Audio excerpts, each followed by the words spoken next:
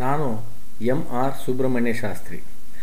ಉತ್ತಮವಾದ ವಿಚಾರ ಪ್ರಚೋದಕ ಸ್ಫೂರ್ತಿದಾಯಕ ಚಿಂತನೆಗಳು ಮನದಲ್ಲಿ ಸುಳಿಯುವುದೇ ಅಪರೂಪ. ಅಂತಹ ಚಿಂತನೆ ಬಂದಾಗ ಅದನ್ನು ಬರಹ ಅಥವಾ ಧ್ವನಿಯ ಮೂಲಕ ಹಂಚಿಕೊಳ್ಳಬೇಕೆಂಬ ಬಯಕೆ ನನ್ನಲ್ಲಿ ಮೂಡಿದೆ. ಅದರ ಫಲವೇ ಈ ಧ್ವನಿವಾಹಿನಿ. ಇದನ್ನು ಶಾಂತಿಯಿಂದ ಆಲಿಸಿ ಆನಂದಿಸಿರಿ. ಬಾಳನ್ನು ಕುರಿತು ಗೋಪಾಲಕೃಷ್ಣ ಅಡಿಗರು ಹಾಗೂ ಡಿ.ವಿ.ಜಿಯವರ ವಿಚಾರಧಾರೆಗಳು ಏನು ಹಾಗೂ ದೇವರ ವಿಚಾರದಲ್ಲಿ ಡಿ.ವಿ.ಜಿಯವರು ಏನು ಹೇಳ್ತಾರೆ ಎಂಬುದು ಇಲ್ಲಿನ ವಿಷಯ. ಮಾನವ ಜನ್ಮ ಶ್ರೇಷ್ಠವಾದದ್ದು. ಅದಕ್ಕೆ ಅಡಿಗರು ತಮ್ಮ ಕವಿತೆಯಲ್ಲಿ ಅದನ್ನು ಬಾಳಗಂಗೆ ಎಂದು ಹೇಳಿ ಅದರ ಪವಿತ್ರತೆಯನ್ನು ತೋರಿದರು. ಮಾನವ ಜನ್ಮ ದೊಡ್ಡದು, ಅದನ್ನು ಹಾನಿ ಮಾಡಲು ಬೇಡಿ ಹುಚ್ಚಪ್ಪಗಳಿರ. ಮಾನವ ಜನ್ಮ ದೊಡ್ಡದು ಅಂತ ಹೇಳಿದರು ಪುರಂದರದಾಸರು. ಇದನ್ನೇ ಡಿ.ವಿ.ಜಿಯವರು ವಿವರಿಸಿ ಉಪಕರಿಸಿದ್ದಾರೆ ನಮಗೆ. ಶರೀರ ಮಾಧ್ಯಮ ಖಲು ಧರ್ಮ ಸಾಧನಂ ಎಂದು ಹೇಳಿದ ರೀತಿಯಲ್ಲಿ ಡಿ.ವಿ. ಗುಂಡಪ್ಪನವರು ಹೇಳೋದನ್ನು ನೋಡೋಣ. ದೇಹವೆಂಬುದೇ ಕುದುರೆ, ಆತ್ಮನದರ ಆರೋಹಿ, ವಾಹನವನ್ ಉಪವಾಸ ವಿಧಿಸಿ ನಡೆದೀತೆ. ರೋಹಿ ಜಾಗ್ರತೆ ದಪ್ಪೆ, ಪಯಣ ಸುಖ ಸಾಗೀತೆ. ಸ್ನೇಹವೆರಡಕು ಮುಚಿತ ಮಂಕುತಿಮ್ಮ. ಅಂದರೆ ದೇಹ ಕುದುರೆಗೆ ಹೋಲಿಸ್ತಾರೆ, ಅದರ ಆರೋಹಿಯನ್ನು ಆತ್ಮಕ್ಕೆ ಹೋಲಿಸ್ತಾರೆ. ಕುದುರೆಯನ್ನು ಉಪವಾಸ ಹಾಕಿದರೆ ಆವಾಗ ನಮ್ಮನ್ನು ಗುರಿಗೆ ತಲುಪಿಸೋದಕ್ಕೆ ಸಾಧ್ಯವಿಲ್ಲ. ಕುದುರೆ ದಷ್ಟಪುಷ್ಟವಾಗಿರಬೇಕು, ಚಟುವಟಿಕೆಯಿಂದ ಇರಬೇಕು, ಆರೋಗ್ಯವಾಗಿರಬೇಕು. ಆಗ ಮಾತ್ರ ನಮ್ಮನ್ನು ಕರ್ಕೊಂಡು ಹೋಗೋದು. ಆದರೆ ಅಷ್ಟೇ ಇದ್ದರೆ ಸಾಕೆ. ಅಂದರೆ ಅದನ್ನು ಕುದುರೆ ಸವಾರ ಎಚ್ಚರಿಕೆಯಿಂದ ನಡೆಸಬೇಕು. ಅದು ಅಷ್ಟೇ ಮುಖ್ಯವಾಗಿರುತ್ತೆ. ಆದ್ದರಿಂದ ನಾವು ದೇಹದ ಆರೋಗ್ಯವನ್ನು ನೋಡಿಕೊಳ್ಬೇಕು ಹಾಗೂ ಆತ್ಮ ಸುಖವನ್ನು ಸಹ ನಾವು ನೋಡಿಕೊಳ್ಬೇಕು ಅನ್ನೋದನ್ನು ಹೇಳ್ತಾರೆ. ಆದ್ದರಿಂದ ದೇಹನ ನಾವು ಯಾವ ಕಾರಣಕ್ಕೂ ಸಹ ಈ ಮಾನವ ಜನ್ಮ ಬಂದಿದೆ, ಈ ದೇಹ ಪಡೆದಿದ್ದೀವಲ್ಲ, ಇದನ್ನು ನಾವು ಯಾವುದಕ್ಕೂ ತಾತ್ಸಾರ ಮಾಡಬಾರ್ದು. ಇದರಿಂದಲೇ ನಮಗೆ ಒಳ್ಳೆಯದನ್ನು ಮಾಡೋದನ್ನು ಕಲಿಬೇಕು ಹಾಗೂ ಕಡೆಗೆ ಆತ್ಮಕ ಸುಖದ ಕಡೆಗೆ ಪಯಣವನ್ನು ಮಾಡಬೇಕು ಅನ್ನುವ ಅಭಿಪ್ರಾಯವನ್ನು ಇಲ್ಲಿ ಹೇಳ್ತಾರೆ. ಪರಬ್ರಹ್ಮ ಅಥವಾ ವಿಶ್ವಚೇತನ ಅದು ಸಾಧಾರಣ ಜನರ ಕಣ್ಣಿಗೆ ಕಾಣುವುದಕ್ಕೆ ಸಾಧ್ಯವಿಲ್ಲ, ನಮಗೆ ಸಾಧ್ಯವೇ ಇಲ್ಲ. ಆದರೆ ಅದನ್ನು ಅನುಭವಿಸಿ ತಿಳಿಯಬೇಕೇ ಹೊರತಾಗಿ ಕಣ್ಣಿಗೆ ಕಾಣೋದು ಮಾತ್ರ ಸತ್ಯ ಅನ್ನೋ ಅಭಿಪ್ರಾಯ ತುಂಬ ತಪ್ಪಾಗುತ್ತೆ. ಗಾಳಿ ಕಣ್ಣಿಗೆ ಕಾಣದೇ ಇದ್ದ ಮಾತ್ರಕ್ಕೆ ಅದಿಲ್ಲ ಅಂತ ಹೇಳೋದಕ್ಕೆ ಸಾಧ್ಯವೇ? ಕಣ್ಣು ಕಾಣೋದಿಲ್ಲ ಅಂದ ಮಾತ್ರಕ್ಕೆ ಪ್ರಪಂಚ ಇಲ್ಲ ಅಂತ ಹೇಳೋದಕ್ಕೆ ಸಾಧ್ಯವೇ? ಅದನ್ನು ತಿಳಿಯೋದಕ್ಕೆ, ನಮ್ಗೆ ಅರ್ಥ ಮಾಡಿಸೋದಕ್ಕೆ ಅದು ಅನುಭವಿಸಿ ತಿಳಿಬೇಕಪ್ಪ ಅಂತ ಹೇಳೋದಕ್ಕೆ ಅವರು ಕೊಡೋ ಉದಾಹರಣೆಯನ್ನು ನೋಡಿ. ಇಲ್ಲಿ ಕುರುಡನಿನ ಚಂದ್ರರನು ಕಣ್ಣಿಂದ ಕಾಣುವನೇ, ಅರಿಯುವಂ ಸೋಂಕಿಂದೆ ಬಿಸಿಲು ತಣಿವುಗಳ.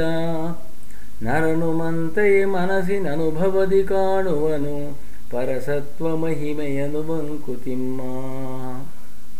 ಕುರುಡನಿನ ಚಂದ್ರರನು ಕಣ್ಣಿಂದ ಕಾಣುವನೇ.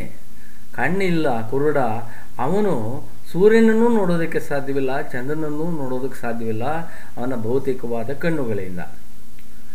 ಅದಕ್ಕೆ ಅವನಿಗೆ ಏನು ಆಧಾರ? ಮತ್ತು ಅದನ್ನು ಕಂಡಿಯೋದು ಹೇಗೆ? ಅರಿಯುವಂ ಸೋಂಕಿಂದ ಬಿಸಿಲು ತಣಿವುಗಳ. ಬಿಸಿಲು ಶಾಖ ಜಾಸ್ತಿ, ಅದರಿಂದ ಅದು ಬಿಸಿಲು ಅಂತ ತಿಳ್ಕೊಳ್ತಾನೆ. ಹಾಗೆ ತಂಪಾದ ಕಿರಣ ಸೋಕಿದ್ದಾಗ ಓಹೋ ಇದು ಬೆಳದಿಂಗಳು ಅನ್ನೋದನ್ನು ಅನುಭವದ ಮೂಲಕ ಕಳ್ತಾನೆ. ಹಾಗೆಯೇ ನರನು ಮಂತೆಯೇ ಮನಸ್ಸಿನ ಅನುಭವದಿ ಕಾಣುವನು. ಮನುಷ್ಯರು ಸಹ ತಮ್ಮ ಮನಸ್ಸಿನ ಅನುಭವದಿಂದ ದೇವರನ್ನು ಕಾಣಬೇಕು. ನಾವು ದೇವರು ಅಂತ ಹೇಳ್ತೀವಿ, ಬ್ರಹ್ಮ ಅಂತ ಹೇಳ್ತಾರೆ, ಪರಬ್ರಹ್ಮ ಅಂತ ಕರೀತಾರೆ. ಹಾಗೂ ಅದನ್ನು ಚೈತನ್ಯ, ವಿಶ್ವ ಚೈತನ್ಯ ಅಂತ ಹೇಳ್ತಾರೆ. ಅದನ್ನು ದೇವರು ಅಂತಲೂ ಹೇಳ್ತಾರೆ. ಅದರ ಮಹಿಮೆಯನ್ನು ಅವನು ಅನುಭವದಿಂದ ಕಾಣ್ತಾನೆ ಅಷ್ಟೇ. ಅದು ಹಾಗೆಯೇ ಕಾಣೋದಕ್ಕೆ ಸಾಧಾರಣವಾಗಿ ಸಾಧ್ಯವಿಲ್ಲ ಅನ್ನೋದನ್ನು ಅವರು ಸ್ಪಷ್ಟವಾಗಿ ಇಲ್ಲಿ ತಿಳಿಸ್ತಾರೆ.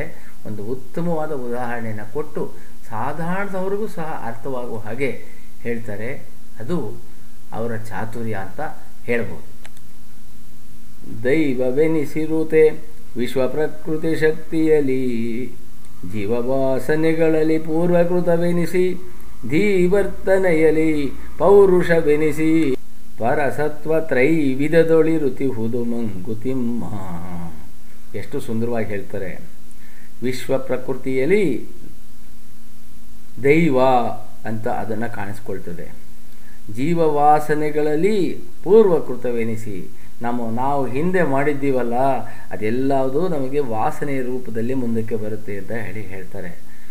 ನಮ್ಮ ಆಸೆ ಆಕಾಂಕ್ಷೆಗಳಾಗಲಿ, ನಮ್ಮ ಹಿಂದೆ ಮಾಡಿದ ಪಾಪ ಪುಣ್ಯಗಳಾಗಲಿ ಅದು ಬರುತ್ತಲ್ಲ, ಅದು ಜೀವ ವಾಸನೆಗಳು, ಅದು ಪೂರ್ವಕೃತ ಅಂತ ಹೇಳ್ತೀವಿ. ಆ ರೂಪದಲ್ಲಿ ಆ ಪರಸತ್ವ ಕಾಣಿಸ್ಕೊಳ್ತದೆ. ಧೀವರ್ತನೆಯಲ್ಲಿ ಪೌರುಷವೆನಿಸಿ ಎಲ್ಲವನ್ನೂ ಸಹ ಜಯಿಸಿ ಮುಂದಕ್ಕೆ ನುಗ್ಗತಕ್ಕಂಥ ಆ ಶಕ್ತಿ ಇದೆಯಲ್ಲ ಪೌರುಷ, ಅದನ್ನು ಪೌರುಷ ಅಂತ ಹೇಳ್ತಾರಲ್ಲ, ಅದನ್ನು ಆ ರೀತಿಯಲ್ಲಿ ಕಾಣಿಸ್ಕೊಳ್ಳುತ್ತೆ ಪರಸತ್ವ. ಈ ರೀತಿಯಾಗಿ ದೈವ ಜೀವವಾಸನೆ ಅಂದರೆ ವಿಶ್ವ ಪ್ರಕೃತಿ ಶಕ್ತಿ, ಪೂರ್ವಕೃತ ಮತ್ತು ಪೌರುಷ ಎಂಬ 3 ರೀತಿಯಲ್ಲಿ ಈ ಚೇತನ ಅಥವಾ ದೇವರು ಅನ್ಸ್ಕೊಳ್ತಕ್ಕಂಥದ್ದು ಕಾಣಿಸ್ಕೊಳ್ಳುತ್ತೆ ಅಂತ ಹೇಳಿ ಡಿ ವಿ ಜಿ ಅವರು ಹೇಳ್ತಾ ಇದ್ದಾರೆ. ಇದನ್ನು ನಾವು ನಮ್ಮ ಏನೇನೋ ರೀತಿಯಲ್ಲಿ ಹದಗೆಡಿಸ್ಕೊಂಡು ಬಾಳನ್ನೆಲ್ಲ ಗೋಳಾಡ್ತಾ ಕಳಿತೀವಲ್ಲ, ಅಷ್ಟೇ ಅಲ್ಲದೆ ಅಯ್ಯೋ ಈ ಬದುಕು ಅನ್ನೋದು ಯಾಕಪ್ಪ ಕೊಟ್ಟ ದೇವರು ಅಂತ ಗೋಳು ಕರೀತಾ ಇರ್ತಾರಲ್ಲ, ಅದಕ್ಕೆ ಅವರಿಗೆ ಹೇಳ್ತಕ್ಕಂಥ ಬುದ್ಧಿಮಾತು ಎಷ್ಟು ಸುಂದರವಾಗಿದೆ ಅಂದರೆ ಅದನ್ನು ನೀವೇ ನೋಡಬೇಕು.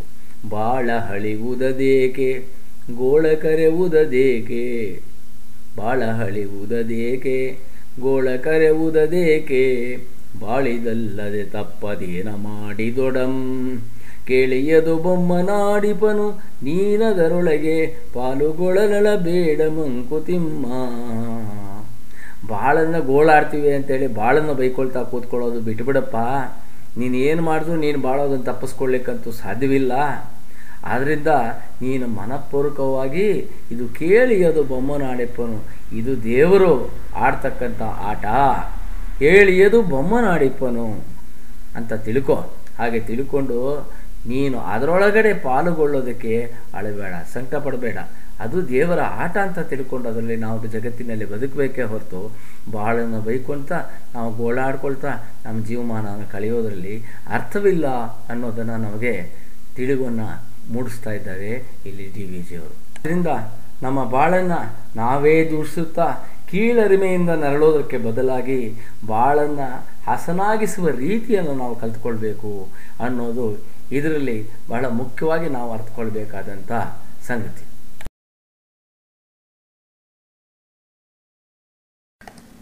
ಇಷ್ಟು ಸಮಯ ನಿರ್ಮಲ ಮನಸ್ಸಿನಿಂದ ಆಲಿಸಿದ ನಿಮಗೆ ನನ್ನ ಧನ್ಯವಾದಗಳು. M R Subrahmanya Shastri.